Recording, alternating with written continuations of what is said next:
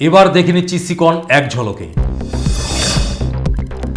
মঙ্গলবার তুফানগঞ্জের ঘনাপাড়া এলাকায় নিয়ন্ত্রণ হারিয়ে একটি ট্রাক ধাক্কা মারে বিদ্যুতের খুঁটিতে, আর এই ঘটনায় আতঙ্ক ছড়িয়ে পড়ে এলাকায়।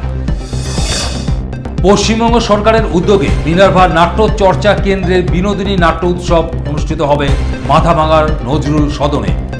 আগামী 26শে নভেম্বর থেকে চলবে 30শে নভেম্বর পর্যন্ত। কোচবিহার 7 নম্বর ওয়ার্ডের রাজমাতা দিঘির মুক্ত মঞ্চে তৃণমূলের সহায়তা ক্যাম্পে গেলেন পুরপতি রবীন্দ্রনাথ ঘোষ, করলেন জনসংযোগও। আগামী 29শে নভেম্বর থেকে 17ই ডিসেম্বর পর্যন্ত বাংলা বাঁচাও যাত্রা সংগঠিত হবে।